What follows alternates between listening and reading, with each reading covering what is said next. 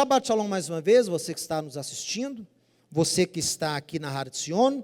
Hoje é um dia especial, diga, especial. Meuchad. Pode dizer Meuchad. Meuchad quer dizer especial, viu?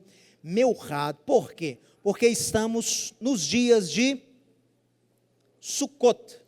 Sukkot, em hebraico, tendas ou tabernáculos, como você deve conhecer, é a maior das festas da Torá. É a festa com maior abrangência, tanto para o povo de Israel, quanto para os estrangeiros, para as nações. Tinha-se tanta preocupação em fazer as nações celebrarem essa festa, que só nessa festa eram oferecidos 70 novilhos, em alusão às nações do planeta.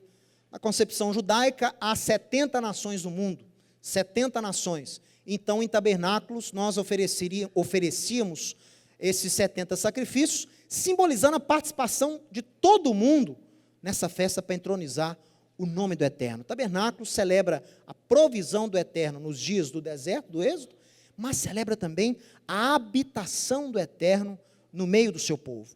O Eterno é o Deus e o povo é o seu povo. Então isso faz parte da aliança, isso faz parte da aliança do Sinai, isso faz parte da nova aliança. A premissa é a mesma: eu serei o seu Deus e vocês serão o meu povo. Essa linguagem, essa expressão se encontra tanto lá em Êxodo, quanto em Jeremias 31, que é o anúncio, o prelúdio da nova aliança. Então a nova aliança, ela tem como requisito nós sermos povo de Deus e Ele ser o nosso Deus. Então, para isso acontecer, nós temos que ter a lei do Eterno inscrita, talhada no nosso coração e na nossa mente. E esse processo, que é um processo sobrenatural, só ocorre com o que nós chamamos de novo nascimento, que é uma experiência pessoal com Deus, através do seu único mediador, do seu ungido, do seu filho, chamado em hebraico de Yeshua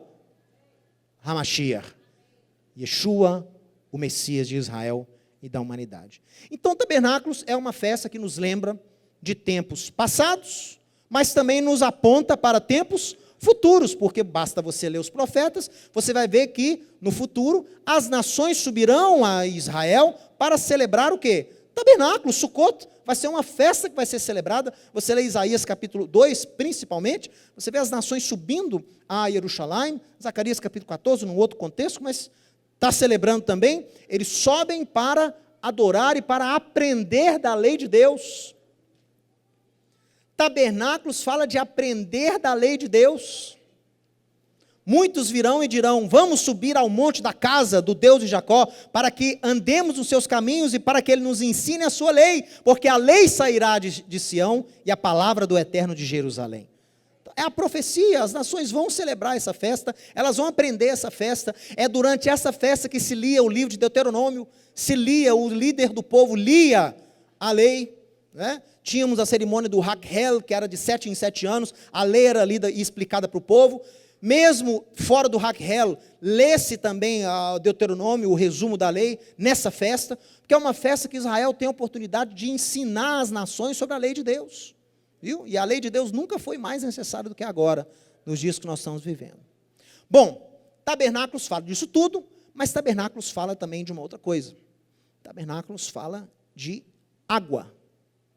Em hebraico, maim. Diga para o seu vizinho, maim. Não é maim. Maim. Com M de Mashiach no final. Maim, que é uma palavra dual, ela não existe nem no singular em hebraico, nem no plural. Maim é maim. Águas. Ou água. Tabernáculos fala de água. Sukkot fala de água. E água na Torá, água na Bíblia, água na tradição judaica simboliza vida. Água na Torá simboliza vida. Um povo oriundo do deserto, água é sinônimo de vida. E a palavra do Eterno é que sustenta a vida. Por isso tem muita gente que fala, a palavra é a água é a palavra.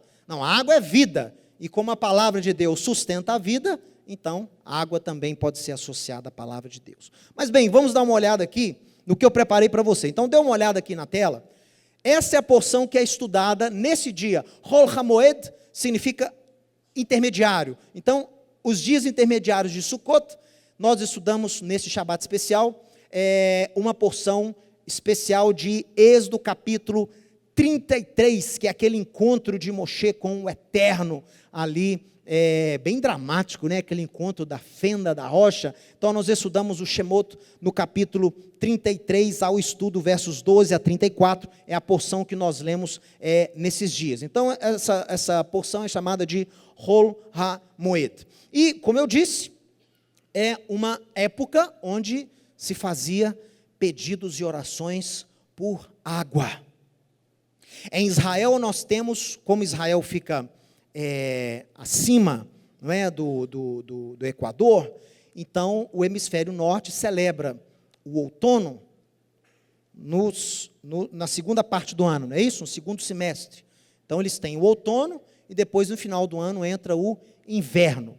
Então essa chuva de outono é o período de chuva normal, né? No hemisfério norte você tem no inverno, outono, finalzinho do outono e inverno, é o período chuvoso nessas regiões. Então, o inverno no hemisfério norte chove. O outono, finalzinho do outono no hemisfério norte chove. Tem que chover. Por que tem que chover? Que é aquela chuva que prepara o solo para a semeadura. Essa chuva é chamada chuva temporã, tá? Na sua Bíblia deve estar traduzido como temporã. Só que antes da colheita, nós também temos que ter uma chuva. E essa chuva que ocorre lá no hemisfério norte, na primavera, é chamada chuva serôdia, que é a chuva fora do tempo, né, vamos dizer assim. Por isso chama serôdia. E essas chuvas, então, elas precisam cair para que haja vida. Principalmente em Israel, no contexto de Israel. E é por isso que em Sukkot ora-se por chuva. Por quê? Porque o Israel está entrando no outono, está entrando na época de preparo para o plantio, então tem que ter chuva. E fazia-se, né, lá no templo uma cerimônia chamada Nisur Hamaim. Nisur Hamaim, eu já falei várias vezes aqui, é quando o sacerdote, no último dia, do 7º dia de Sukkot, Hoshana Rabbah, ele descia lá no tanque de Siloé, e ele subia com aquela bacia de prata, com a água da fonte, e as pessoas iam atrás cantando e dançando, e ele chegava de frente ao altar, e ele derramava como libação aquela água no altar, rodeando-a 7 vezes. E naquele momento eles cantavam o Salmo 118, verso 25, Hoshiana Adonai, Hatzlichana Adonai, Eterno, salva-nos, Senhor, prospera-nos. E ali era uma grande festividade da água, clamava-se por água, e foi aí que Yeshua surge, né? O grande ensino de Yeshua, no último dia da festa, Yeshua exclama em alta voz, aquele que tem sede, vem a mim e beba. Quem crê em mim, como diz a Escritura, do seu interior fluirão rios de água viva. E João relata esse discurso de Yeshua, que ele deu exatamente nesta cena de oração por água. A palavra do Eterno também faz muitas relações com água, como sendo vida. E, na verdade, os últimos capítulos de Devarim, Deuteronômio, quando Moisés entoa o seu cântico, lá no Deuteronômio 32, o primeiro versículo que Deus fala a ele é exatamente isso. Deus compara a sua doutrina e a sua palavra com água. Mas de formas diferentes. Deus compara com chuva e Deus compara com orvalho. Águas, mas em diferentes estilos, em diferentes ocasiões, diferentes contextos. Uma é na forma de chuva, o outro na forma de orvalho. Dá uma olhada aqui comigo na tela, veja, lá em Oséias, conheçamos e prossigamos, é uma admoestação, é um convite, conheçamos e prossigamos em conhecer ao Eterno. como a alva, a sua vinda é certa. E ele descerá sobre nós como a chuva serôdia, que rega a terra. Essa é a serôdia, essa é aquela que você já teve a primeira, mas precisa daquela segunda para poder fazer a colheita. Então o profeta admoesta o povo: confiem em Deus. Ele virá sobre vocês como chuva. Engraçado, né? Não fala orvalho. Nós vamos ver isso aqui. O Eterno não virá como orvalho. Essa vinda dele é para salvar. Então ele vem como chuva. Eu vou explicar a diferença. Bom, pessoal, se você abrir a sua Torá aí, abra em Deuteronômio, Devarim, capítulo 32. Nós já tivemos essa paraxá, que é a paraxá Razino. E eu quero chamar a sua atenção para esse cântico de Moisés, que faz parte dos estudos finais de Deuteronômio. Esse estudo faz parte do encerramento do ciclo de leitura da Torá, que vai se renovar a partir da semana que vem, com a festa de Shemini Atzeret. Com o 8º dia de Sukkot, nós vamos começar a estudar a Torá desde o Gênesis de novo. Então a gente está fechando o ciclo agora, nessa semana de Shavuot, de Sukkot, tabernáculos. Bom, Deuteronômio 32, a partir do verso 1, olha só que interessante. Então Moshe pronunciou integralmente as palavras desse cântico. Essa palavra integralmente quer dizer que esse relato que você está vendo aqui está na íntegra. O autor fez questão de colocar, está na íntegra. Foi desse jeito que aconteceu. Aos ouvidos de toda a congregação de Israel. Inclinai os ouvidos, ó céus, e falarei, e ouça a terra as palavras da minha boca. Goteje a minha doutrina como a chuva, e destile a minha palavra como orvalho, como chuvisco sobre a relva, e como gotas de água sobre a erva. Porque invocarei o nome do Senhor e engrandecerei o nosso Deus.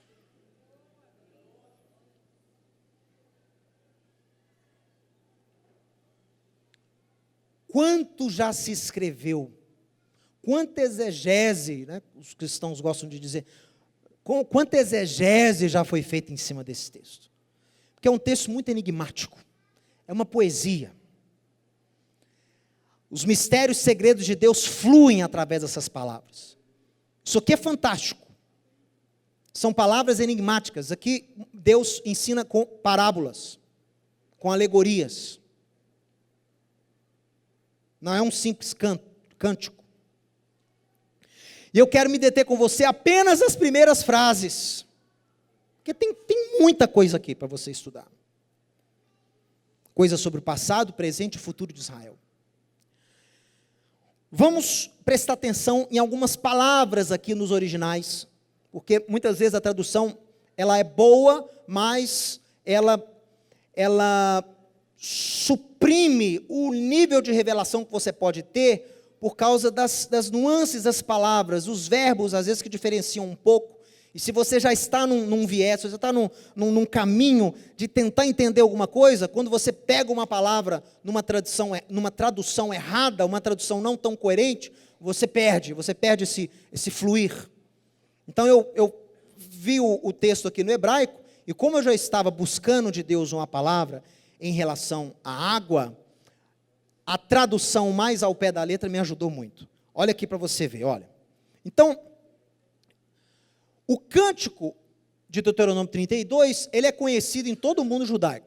Ele é um cântico espiritual, viu? É um cântico espiritual, com muitos ensinos e segredos de Deus para as nossas vidas. Então vamos ver aqui o texto, olha. Deuteronômio 32, versos 1 a 3.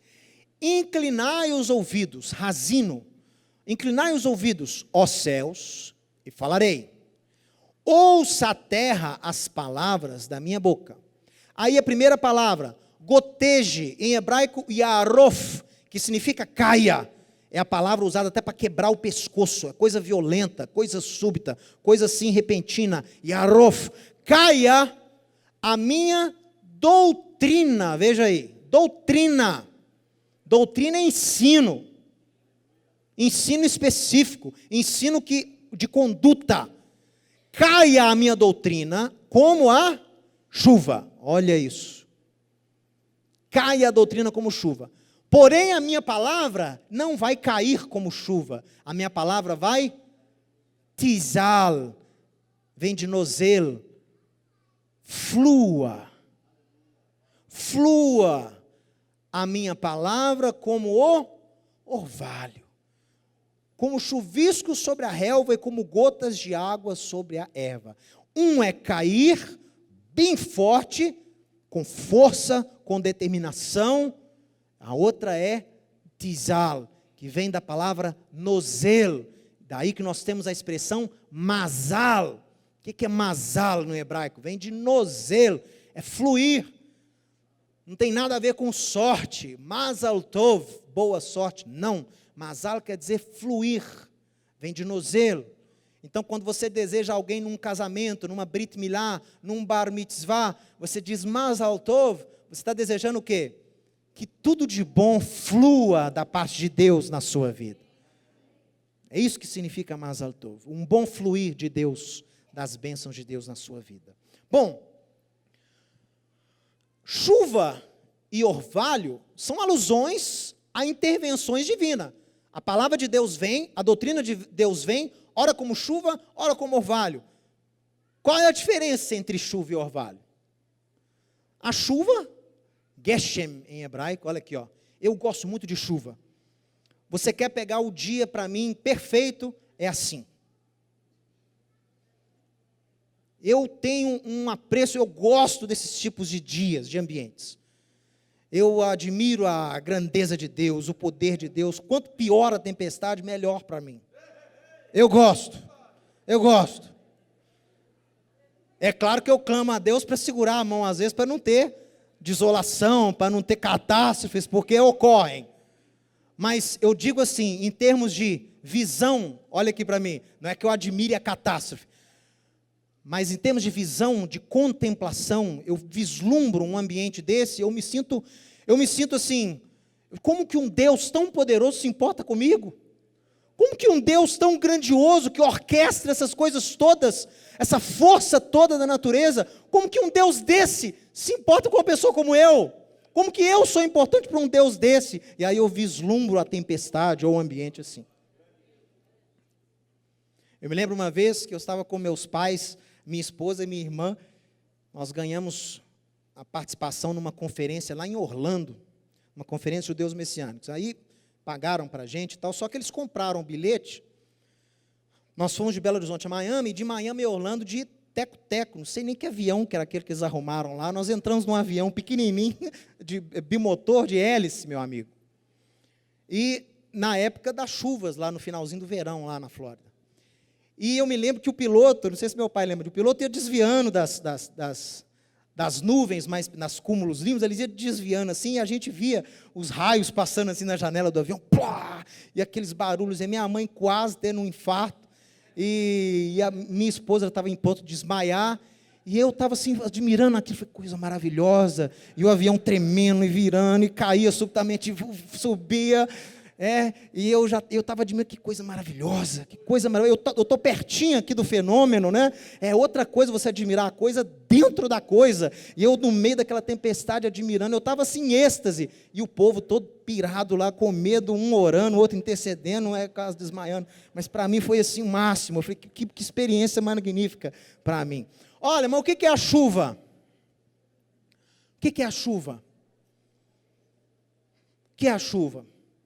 A chuva, ela é gerada, é um fenômeno, né? É um fenômeno natural, que é o quê? Ela é derivada você tem o calor, né? Os raios solares incidem sobre a água, aquela água muda de estado, ela evapora, né? Aquela diferença de pressão faz o vapor subir, e quando o vapor de água sobe, ele encontra acima, em altas altitudes, o quê?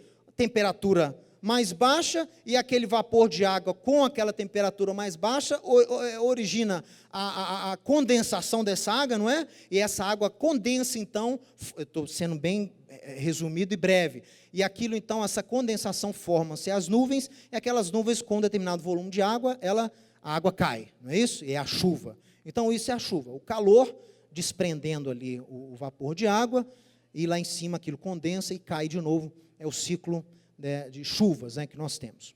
Todo mundo estudou isso no colégio e sabe como funciona. Por que Deus compara a sua doutrina e a sua intervenção com chuva? Agora que você entendeu ou lembrou aí do fenômeno, como é que funciona a chuva? Você lembrou.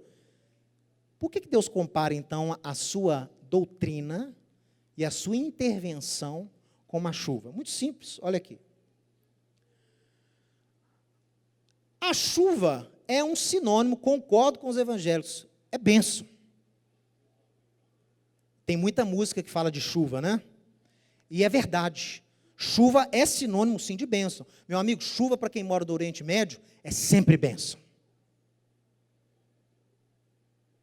Se a chuva é bênção, vamos ver em qual contexto essa bênção chega a você. No mesmo contexto da chuva.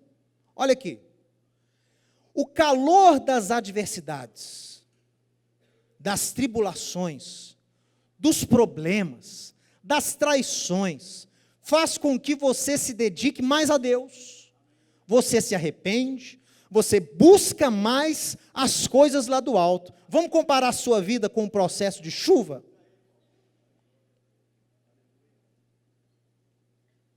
Da mesma forma é você. Você, num estágio de tribulação, se você for inteligente, né, porque tem muita gente que não é inteligente, começa a vir tribulação, a pessoa abandona a fé. Isso não é bom. O servo de Deus chega à tribulação, advém a adversidade, o que ele faz? Ele aproxima-se a Deus. Ele começa a buscar mais a Deus. Começou a passar um problema, aquele problema começou a dificultar a sua vida, achegue-se a Deus, busque a Deus, desprenda-se das coisas terrestres, faça como vapor, se o calor, se o sol é a tribulação, faça como vapor de água, comece a se desprender dessas coisas aqui do mundo, e comece a direcionar o seu foco, onde? Em Deus, porque é dele que vem a sua salvação. Então, da mesma forma, olha aqui, você se desprende das coisas do mundo, como? Você começa a se dedicar mais a Deus, você volta a orar. Tem gente que só ora quando está passando problema. Você volta a orar, você arrepende-se, você começa a colocar, né, acertar os ponteiros da sua vida, você começa a ver que a sua oração não está chegando ao Pai, porque você tem pendência aqui, porque você tem coisas que estão impedindo o seu clamor de chegar aos céus. Mateus, existe isso? É claro que existe. Pendências com o próximo impedem o seu clamor de ser atendido por Deus. Isso é um princípio. O que mais você faz? Você busca as coisas de Deus. Você começa a ficar mais espiritual. Você começa a buscar, começa a entender mais o propósito de Deus. Por que Deus está deixando eu passar por isso? Qual é o propósito do eterno em me ver passando por essa situação? Meu amigo, Deus, Ele é soberano. Nada acontece fora da sua vontade, fora da sua permissão. Nada.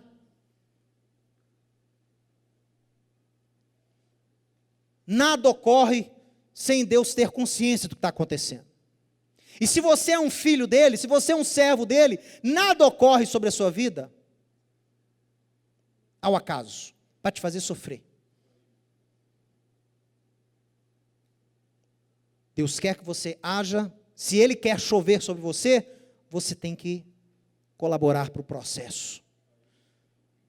Você tem que se desprender. Está passando por problema? Está passando por dificuldade, está passando por tribulação, está passando por problemas que você não consegue ver uma solução real, palpável, desprenda-se. Busque as coisas lá do alto. Ao invés de deixar o calor te queimar, deixe o calor te elevar. Use-o para você se aproximar mais a Deus.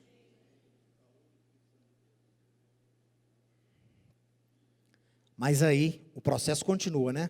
Você aprendeu, chegou o problema, chegou a adversidade, você começou a buscar o eterno, você se arrepende, você começa a entender a mente do eterno, você se aproxima das coisas de Deus. O que é isso? Olha aqui.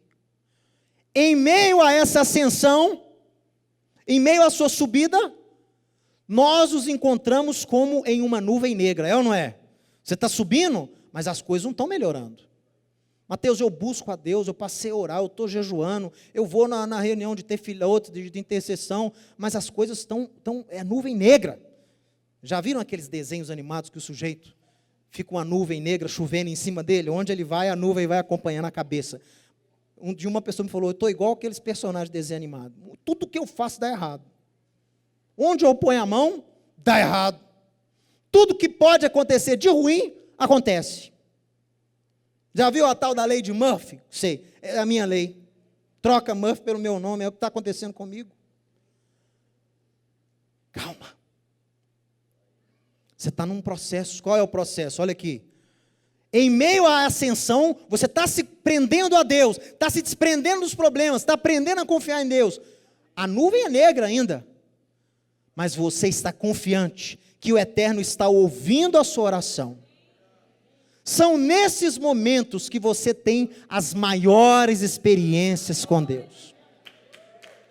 São nesses momentos. Não é muito no momento onde você está recebendo a chuva, ou no momento que você está lá embaixo no problema. As maiores experiências surgem quando você, no processo de tribulação, você está subindo em direção a Deus, você está se desprendendo e se conectando mais a Deus, a nuvem está negra ao seu redor, mas você começa a desenvolver uma confiança. Ainda que eu ande pelo vale da sombra da morte, não temerei mal algum, porque tu estás comigo, a tua vara e o teu cajado me consolam. É no meio dos problemas. Eu já passei nesse lugar lá em Israel. Tem um lugar lá que se chama Vale da Sombra da Morte. É um local que era muito usado para assaltos. É terrível, dá uma sensação assim de fobia, um negócio horrível, esse local que Davi faz menção no Salmo 23. Existe mesmo, não é uma alegoria não. E são nessas ocasiões que você aprende a confiar em Deus. Aí Deus começa a te falar.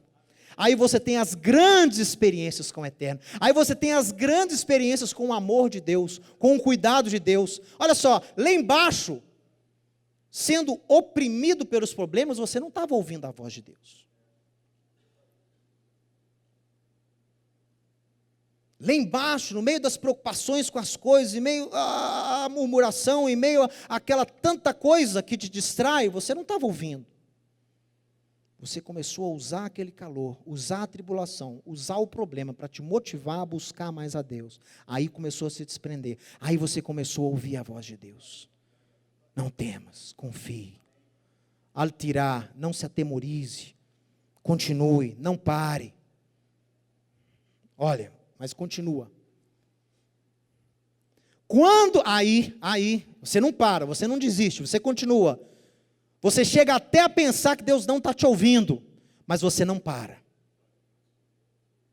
O mais importante é não parar. O mais importante é não desistir. O mais importante é não começar a achar que Deus não está te ouvindo. Ele está te ouvindo. Tem uma música que a gente canta lá em Israel, que é um conceito que o judeu tem no coração. Kol haolam kulo gesher tsar meod. Todo o mundo pode ser comparado a uma ponte bem estreita.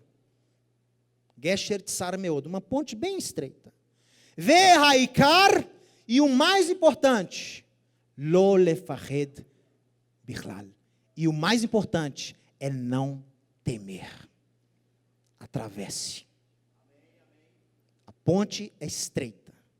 O mais importante é não temer, continuar caminhando, porque ponte não foi construída para ninguém morar sobre ela, ponte foi construída para ser atravessada, e se você parar, você estará morando na ponte, você estará fixando residência na ponte, e ela não foi feita para isso.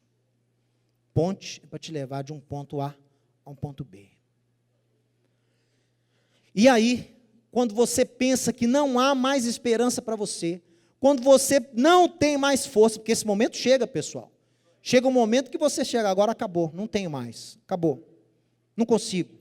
É aí que a chuva do eterno cai sobre a sua vida. Aí ela vem, aí a intervenção divina vem, como Oséias profetiza, trazendo o quê? Você se esforçou, você deu o máximo, você lutou, você se chegou a Deus, e quando você não tinha mais esperança, aí Deus interfere e dá a sua chuva sobre você, e traz essa chuva refrigério, renovo, bênção sem medida, fartura e vida. É a chuva serôdia. É a chuva serôdia. Você teve a temporã. A temporã te deu o primeiro amor. A temporã te deu o gás inicial. Só que você ficou sem água. Você começou a secar. O sol estava forte demais. Amizades erradas secaram a sua água. Companhias erradas secaram a sua água. Doutrinas erradas secaram a sua água.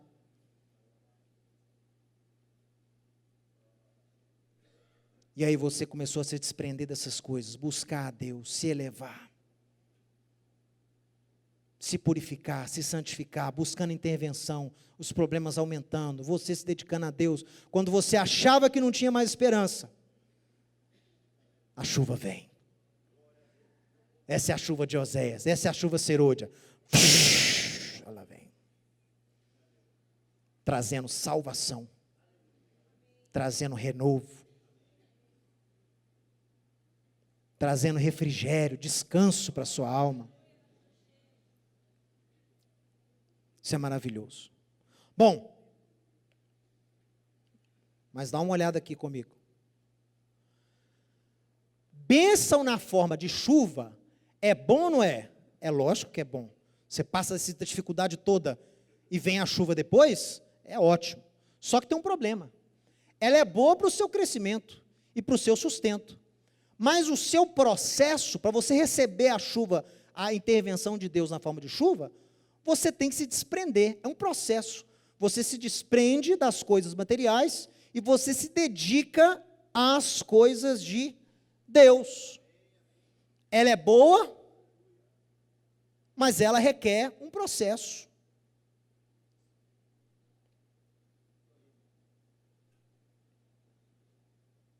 Só se acha quem está perdido. Só se salva quem estava em dificuldades. Então, é uma coisa boa, mas o contexto dela não é tão bom, porque mostra que você passou por dificuldades.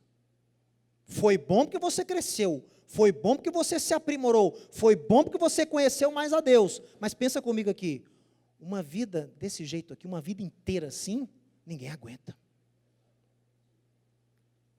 Chuva é bom, mas chuva demais. A intervenção de Deus dessa forma é muito boa e necessária para a sua vida. Mas se sua vida ficar só assim, você não aguenta. Pensou uma vida de problema? A gente sabe que os problemas vêm, mas tem que ter uma folguinha para você, não tem não? Nesses momentos de problemas, tem gente que acha que nasceu para ter problema, mas eu não creio nisso não.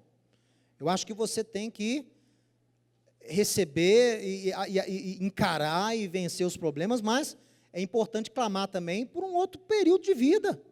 A vida tem que ter momentos de refrigério, momentos de bonança, não pode ser só problema não, meu irmão. Se você está vivendo uma vida só de problema atrás de problema, tem alguma coisa errada. Eles são bem-vindos se vierem. Mas também é bom quando eles não vêm. Vai te dar um descanso. Olha aqui. Romanos capítulo 5. Verso 3. E está falando da justificação mediante a fé. Vocês foram justificados, né, os gentios, vocês foram alcançados. Vocês não tinham obra alguma, vocês não guardavam a Torá, vocês não conheciam, quem era Deus, não sabiam quem era Israel, não sabia de nada. Mas mediante a fé em Deus e no seu ungido, vocês foram justificados. Vocês agora têm paz com Deus através de Yeshua. Verso 2. Por intermédio do Yeshua, a quem nós obtivemos igualmente acesso. Obtivemos quem? Nós. Quem é nós em Romanos? Quem é nós em Romanos? Quem ele fala no verso 1? Ele está falando o quê? Paulo, quando usa nós, refere-se aos judeus messiânicos. Geralmente, quando ele fala vós, ele refere-se a gentios. Mas é interessante que ele fala, olha, nós fomos justificados mediante a fé, hoje nós temos paz com Deus através de Yeshua, por intermédio de quem obtivemos igualmente acesso pela fé a esta graça na qual estamos firmes e gloriamo-nos na esperança da glória de Deus. Aqui eu acho que é um testemunho mais mútuo. Aqui ele está incluindo judeus e gentios. Está falando de uma experiência de salvação. Olha o verso 3. E não somente isto. Isto o quê? Isto o quê, pessoal? Todo mundo sabe o verso 3 de cor, mas não sabe o que isto significa. O que é isto aqui? Você deve se gloriar o quê? Na sua salvação, na sua justificação pela fé. Amém? Baruch Hashem? Você não se gloria nisso? Gloria. Mas Paulo fala, não somente na sua salvação, lá no seu novo nascimento, pela fé você tem que se gloriar, mas também nos gloriamos nas próprias tribulações, sabendo que a tribulação produz perseverança, a perseverança produz experiência, a experiência produz esperança, e uma vez com a esperança construída, você não é confundido, porque o amor de Deus se derrama no seu coração pelo Espírito eterno que te é dado. Você vê que é um processo necessário. O sujeito manda você gloriar, ter orgulho do problema quando ele chega na sua casa. Porque isso vai me aprimorar. Isso vai me fazer ter o quê? Perseverança, experiência e esperança. E quem tem esperança fixada, não é desviado. Não cai em doutrina errada. Não segue o vento doutrinário desses hereges aí fora. Mas tem que chegar nessa esperança. E ela exige um processo. É a chuva. Tá? Chuva, infelizmente ou felizmente, chuva só é derramada quando você está enfrentando o quê? Problema.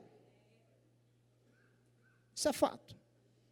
Chuva só é derramada se você está enfrentando problema. Se você dependesse só da chuva para beber água, você estava lascado. Você não ia aguentar. Já pensou?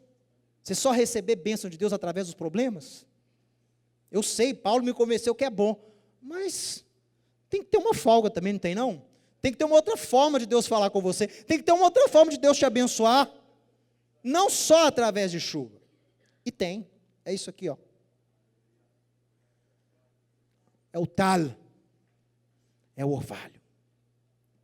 Orvalho é água, mas orvalho não é chuva. Graças a Deus.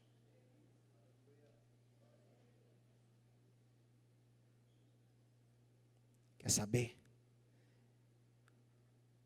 Às vezes, buscamos a chuva. Mas às vezes, você tem que começar a buscar é o orvalho.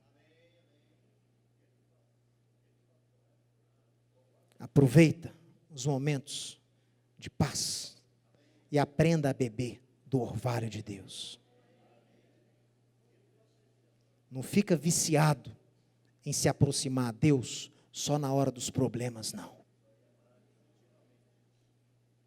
Aprenda, como estilo de vida, a estar bebendo a palavra do Eterno, seja em forma de chuva ou de orvalho. O orvalho, ele aparece todo dia de manhã. Todo dia de manhã ele está lá. O orvalho independe desse processo. O orvalho está lá. Está presente. Está lá disponível diariamente. Dizem que até os dias do dilúvio não havia chovido. A Torá fala que não havia chovido na terra até os dias do dilúvio. A fonte de água era a água e o orvalho. As fontes e o próprio orvalho. Não tinha chuva. Olha só. O que é o orvalho? É água. A água da chuva representa mais a bênção. A água do orvalho, que ela está se renovando a cada manhã, é o quê? A misericórdia do Eterno. As portas abertas para você. Olha aqui. O orvalho não depende do seu esforço. Diga amém para isso. Do seu suor, diga amém para isso. Ele não depende de adversidade, nem de tribulação. Ele está sempre disponível a cada manhã.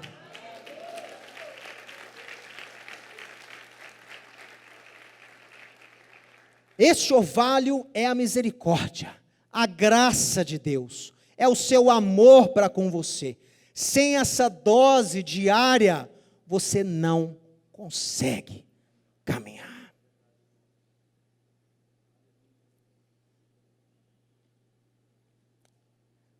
Lamentações, o capítulo 3, verso 22. As misericórdias do Senhor são a causa de não sermos consumidos, porque as suas misericórdias não têm fim, elas se renovam a cada manhã.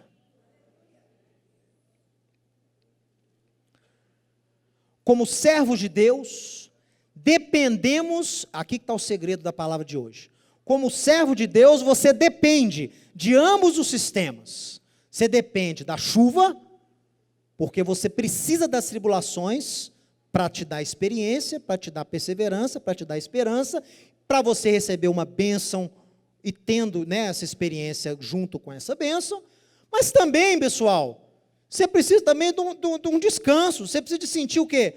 O conforto, o amor de Deus de uma forma constante, sem ser através só de problema. É aí que você tem o orvalho. Então você depende de ambos os sistemas. Você depende da chuva e você depende do orvalho. Você depende da chuva, da tribulação e da bênção, mas você também depende do orvalho, da graça e da misericórdia de Deus. Você precisa disso. Você não é de ferro. Você não é de ferro. Você precisa de refrigério, às vezes precisamos de descanso.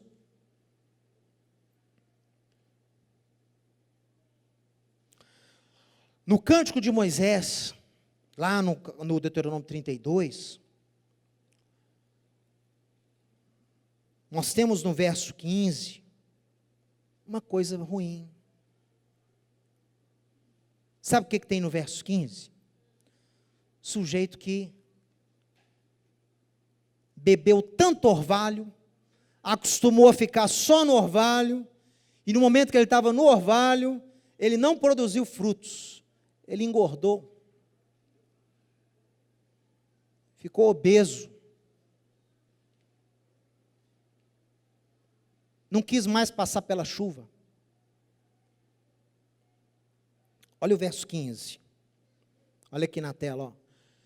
Mas engordando-se o meu amado, deu coices, engordou-se, engrossou-se, ficou nédio, né? Nédio quer dizer brilhante, né? Gorduroso, e abandonou a Deus que o fez, desprezou a rocha da sua salvação. Muitas vezes você não está recebendo períodos de bonança, períodos de orvalho mais frequentes na sua vida, porque você sempre incide nisso aqui.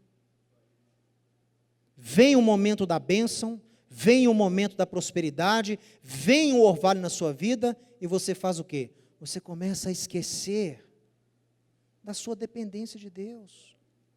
Você começa a esquecer, você começa a achar, aí vem a prosperidade, né? Vem o orvalho, vem o amor, aí você começa a achar que você é alguma coisa. Aí você começa a achar que primeiro você começa a dar coices. O que é dar coice? O coice é para impedir que alguém chegue perto, né? Da mula, do cavalo. Então você começa a ficar o quê? Você começa a ficar antipático, você começa a ficar cheio de si. Você começa a achar que o seu sucesso é proveniente da sua força, da sua capacidade. Aí você engorda, aí você fica o quê? Nédio. O nédio é o quê? É quando você é visto, você brilha, você quer brilhar, você quer aparecer, você quer mostrar. Mas Deus está dando a bonança, Deus está dando o orvalho, para você continuar e aprender a depender disso também. E ao invés disso, a pessoa recebe uma prosperidade, uma bênção da parte de Deus, e abandona Deus. Quantas pessoas eu conheço que não se desviam no problema, mas se desviam na bonança?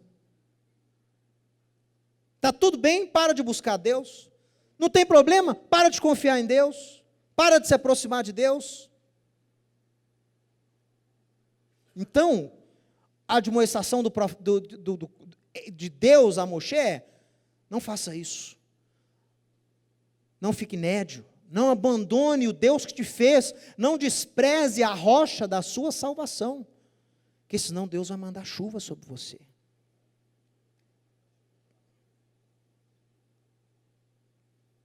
Começou a se distanciar muito de Deus, às vezes tem que vir um problemazinho. Para poder fazer o quê? Você se aproximar de novo. Isso não deveria acontecer na sua vida. Você tem que aprender a buscar Deus em ambos os momentos.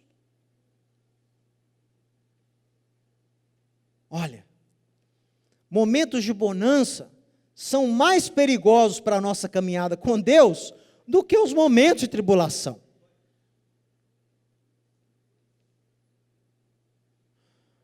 O guerreiro em constante luta e batalha sempre está preparado. O guerreiro em tempos de paz tem que se esforçar para se manter preparado. Mesmo em tempos de paz, ele se prepara. Lá em Israel, para quem já serviu, fez o período de serviço militar obrigatório de 3 anos, existe uma coisa anual de 30 dias no ano, chamada de Miluim. Toda pessoa que já serviu o exército é convidada a fazer, Ele é um caráter obrigatório, mas muita gente não faz. Você tem que ficar 30 dias por ano. Se não me engano, até os 40 e poucos anos. O sujeito serve dos 18 aos 21, depois até os 40 e poucos, ele tem que ficar 30 dias no ano, fazendo esse Miluim, para o quê? Para se manter sempre preparado. Mesma forma somos nós. Beba do orvalho, leia comigo aqui, diga: beba do orvalho, santifique-se e aguarde a chuva dos céus quando você precisar dela. Beba do orvalho. Tem gente que aprendeu a beber só de chuva. Ficou muito calejada. Endureceu o coração, não contra Deus, mas contra os outros. Já foi traído demais. Já foi usado demais. Já foi maltratado demais pelos outros. Sempre bebeu água de chuva. Não está tendo paz. É uma pessoa que está até próxima de Deus, mas é uma pessoa que não tem paz, uma pessoa cansada. Nesse caso, você precisa buscar o orvalho de Deus. Precisa aprender a beber dessa misericórdia, desse amor diário de Deus. Você precisa pedir a Deus para dar um tempo na chuva, para você aprender a beber de uma outra fonte. Aprender a beber a água, sim, mas do orvalho. E muitas pessoas acostumam-se só a beber a água do orvalho. esqueceu de se aprimorar, ficou despreparado, engordou, não está dando mais tanto fruto igual dava antes, acomodou, nem sabe mais beber água de chuva. Então pare, prepare-se, porque Deus vai querer te aprimorar, porque você precisa ser aprimorado, bebendo a água de Deus. E lembre-se de uma coisa, tanto a água da chuva, quanto a água do orvalho, representam provisões divinas sobre a sua vida. E ambas as provisões, seja a água da chuva ou a água do orvalho, vêm sobre você, através de salvação ou através de graça e misericórdia. O ungido de Deus, Yeshua, a sua atuação, a atuação dele na sua vida, ele é a água da vida, águas da salvação, e ele é aquele que manifesta a misericórdia divina diariamente na sua vida. Ele aproxima o eterno de você, ele mostra a você o amor de Deus. Então, Yeshua é o veículo tanto da chuva, porque ele é a água da salvação, por isso que o seu nome é Yeshua, salvação em hebraico, mas também ele é a água do orvalho, porque ele é a maior expressão do amor, da graça e da misericórdia de Deus sobre nós. Resumindo, Yeshua é o alimento de Deus, é a água viva da parte de Deus, que chega a você, seja como chuva, ou seja como orvalho, mas ele nunca deixa de chegar, ele nunca deixa de te alimentar, ele nunca deixa de estar presente na sua vida, te suprindo, te refrigerando e trazendo salvação. Que Deus abençoe a todos nós, em nome de Yeshua, amém e amém. Baruch Hashem.